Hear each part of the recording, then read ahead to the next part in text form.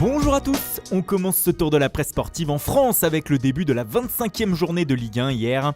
Et l'OL a perdu gros en ce samedi soir à domicile. Comme le rapporte le Progrès, les Gaunes ont été battus par Montpellier 2-1 et sont désormais 3e du championnat de France.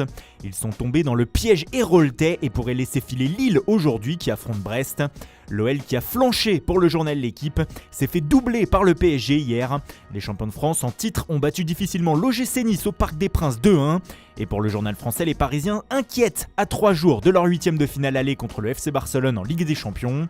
Dans le dernier match de la soirée de samedi, Reims a arraché un point contre Lens à domicile, un partout comme l'écrit l'Union. Les Rémois sont 13e, les Lensois 6e. On passe maintenant à la course au titre en Italie avec la 22e journée de Serie A. Et 2 grosses surprises ont eu lieu hier, comme le rapporte le Corriere dello Sport. Dans un premier temps, le Napoli, qui était actuellement en difficulté, a battu la Juventus 1-0 et s'est totalement relancé dans la course à la Ligue des Champions. Puis plus tard dans la soirée, c'est l'AC Milan qui est tombé sur la pelouse de la Spezia 2-0. Un véritable choc pour la Gazzetta dello Sport, les Milanais étant avant la rencontre invaincus à l'extérieur et la Spezia promue. Celle-ci a été fabuleuse pour Tuttosport, qui parle aussi d'un effondrement du Milan hier. Les Lombards gardent la tête ce matin, mais l'Inter pourrait prendre les commandes ce soir en cas de victoire face à la Lazio.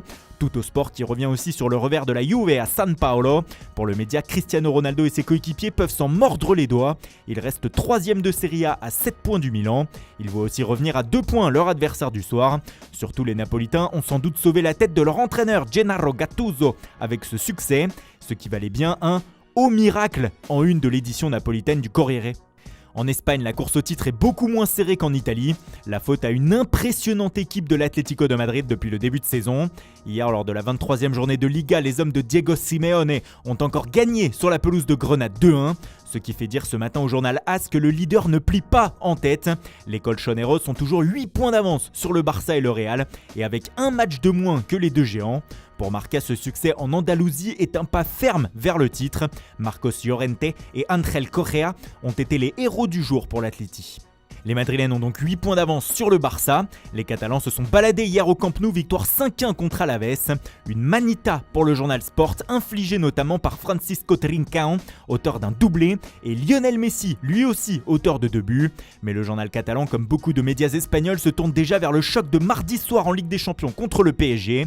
Et avec confiance grâce à ce succès facile, manita et maintenant le PSG poursuit le quotidien. Même titre en une de l'Esportiu, pendant que d'autres journaux préfèrent mettre en avant la forme ascendante de Lionel Messi. Comme une nouvelle preuve de confiance, Mundo Deportivo écrit que ce succès contre Alaves a été réalisé de main de saint, le saint étant évidemment l'Argentin. Pour El País, tout simplement, Messi est en forme et c'est une bonne nouvelle avant mardi. Le média écrit même dans son chapeau que le Barça peut s'avancer avec optimisme en Ligue des Champions. La nouvelle grosse performance de Messi a eu un retentissement jusqu'en Argentine, où le journal Clarín écrit que la Pulga continue d'étonner. Va-t-il désormais étonner mardi ?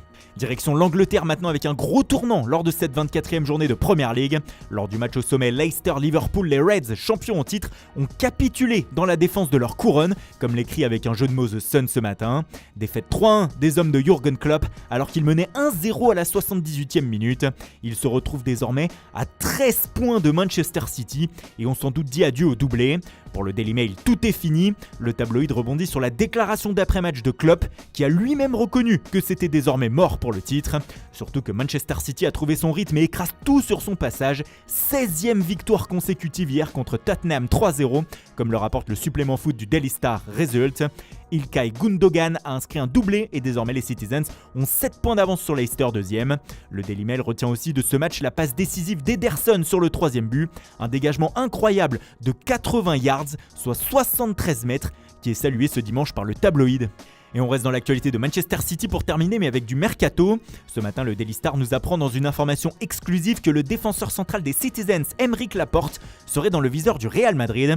Désormais 3e dans la hiérarchie des centraux derrière Stones et Ruben Dias, le Français pourrait se chercher un nouveau challenge la saison prochaine. Surtout qu'avec le probable départ de Sergio Ramos en juin, le Real veut remodeler sa défense et va recruter. L'ancien de Bilbao va-t-il faire son retour en Espagne ? Voilà, c'est tout pour aujourd'hui. Merci pour votre fidélité. Bonne journée à tous et rendez-vous dès demain matin pour une nouvelle revue de presse.